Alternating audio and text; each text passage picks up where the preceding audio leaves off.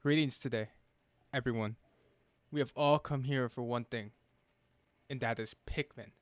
Pikmin 4 is on the release in like another month, but we got a demo coming out tomorrow, so I thought it would be cool to look at the stuff.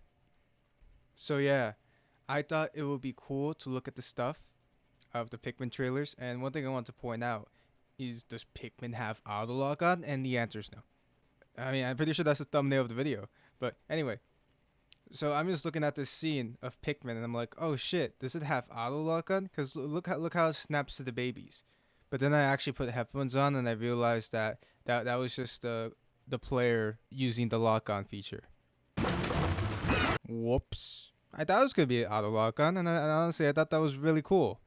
It's another option for Pikmin players to have to uh, to aim, especially for newer players, because newer players haven't played this game before. But I guess the auto lock on isn't in the game. But lock on is still in the game, and you can cycle between enemies. So that was really cool. That's neat. I thought it was gonna be a cool little options thing. Oh well, the thumbnail of the video deleted, I guess. Please don't leave, because I want to talk about one more thing of Pikmin 4 that's really neat, and hope maybe we'll get to see in the demo tomorrow. So I'm looking at this clip here. Calling to attention is the training, and that's really neat. And also the lab feature where you could buy different items and gears. And look, you can see a tab right there. There's an item tab. That's really interesting because what if you can buy spicy sprays? I find that really interesting because the spicy berries can be found throughout the map, and we understand that we can find these gems all around the map, and there's just another collectible. So that's really interesting for me because spicy sprays and these gems are on the map, and if you could buy items and those are the spicy sprays, that's a really interesting game decision because you're gonna have a limited time throughout the day, and you're gonna have to pick and choose between whether or not you have a group of Pikmin collect these gems or have them go to the spicy plant. And we're gonna see how that plays out in terms of gameplay, but it's gonna be pretty simple. Just leave like 2 or 3 Pikmin at the plants, and when you find these gems, you send those Pikmin to collect those gems. But that's interesting that there's two type of collectibles, and these two collectibles could get you the same item. It just depends on whether or not you want to have all your Pikmin with you at the same time, rather than leaving 2 or 3 of them at the spicy plant, which is really neat because that's a good answer to what if I forget my Pikmin at the plant before the end of the day, which will be an issue for newer players, but that's a really neat design philosophy that this game is kind of having. Well, not unconfirmed to have, but there's a lot of thought that's going into this. And the fact that you can buy these items at the store rather than get them at a boss fight confirms the suspicion that caves are going to be yes short mini games. And honestly, that's a really awesome design philosophy. Honestly, that's a great design choice because the problem with the caves in Pikmin 2 is that they were too long and that they took up most of the gameplay of Pikmin 2, which that's what Pikmin 2 is about. But the thing about the caves is that system is that they took on more of the ideas of being a mission mode, kind of having Pikmin 2 revolve around the idea of kind of a mission mode because it didn't have this element of time management and rather strategy. So this is a really good answer to keeping the caves in the game, but also not taken away from this concept of time management that we've connected to the Pikmin series. So that's really neat. Awesome. Great job, guys. You know what? I have some more things to talk about for trailer that I've seen. It's really okay. Nighttime is really interesting because we saw in the last trailer or 2 trailers ago. I don't remember. There's a second one, and Olimar was there. Oh yeah, right. Olimar is dead again. All right, well, this could be different timelines. That's neat. That's cool theory. Also, nighttime really interesting. Nighttime is really cool because it's the first time in Pikmin series we ever played at night. That's the closest thing we got was the closest thing we got was Perry the Platypus's mod of nighttime in Pikmin 3. Thanks, Perry the Platypus. Anyway, so glow Pikmin are really interesting because you get to play in the night, and I'm excited to see where this goes.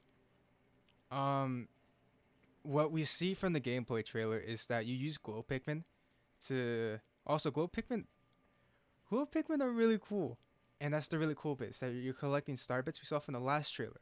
Oh hey, like there's a bunch of piles of star bits that we saw, and now you're collecting the star bits to create more glow Pikmin. And what we're seeing in this gameplay is this defense, this tower defense style, where you to defend your nest from predators.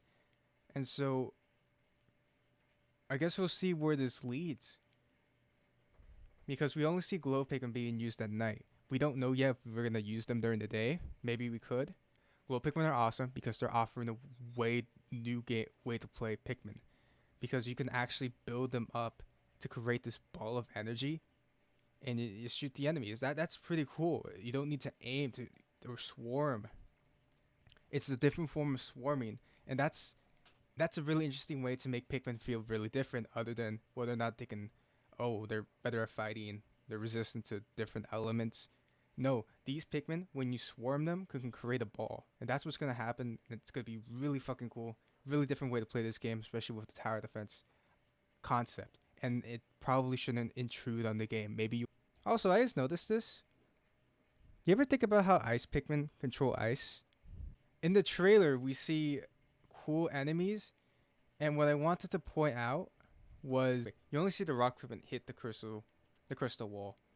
I know that because there isn't really any particle effects, but could it also be an ice wall? Can rock Pikmin destroy ice wall, or is that only ice Pikmin? Well, it depends on what the hazard will be for that wall, but I assume they wouldn't. They would just get frozen. Anyway, could fire Pikmin also break walls? Like, they introduced this element of ice Pikmin going into water, and it goes of ice Pikmin going into water, and they freeze the whole lake. So can fire Pikmin do that for ice environments? Well, they're not fire Pikmin, they're red Pikmin, but could they? I mean, come on, they resist heat. Could they just like kind of conduct heat when they're all together the same way ice Pikmin conduct cold? I don't know. That would be an interesting concept. It would mean that red Pikmins can do more things other than deal with fire hazards. But that's gonna be tomorrow, and I'm excited. I'm gonna be honest. I did try to change the date. My I got my Switch and I tried to change the date from June 27th to June 28th. I, the demo was still not on the eShop, so that's my fault. They could deal with ice hazards. We'll see. A lot of interesting design philosophy going on with Pikmin 4. Really good evolution of the series. Hopefully we get a Pikmin 5, but then again, that's a weird thing to say when we still haven't got to Pikmin 4. Anyway, so tomorrow's going to be really exciting. Hope you all stay tuned. I hope you all have fun. Uh, subscribe, go in the comment section. Tell me what you thought. Tell me what you think. What's going to happen? Is Pikmin going to be the best selling game of the year? Breath of the Wild doesn't count. Anyway, happy birthday. Like and subscribe. It's Pikmin time.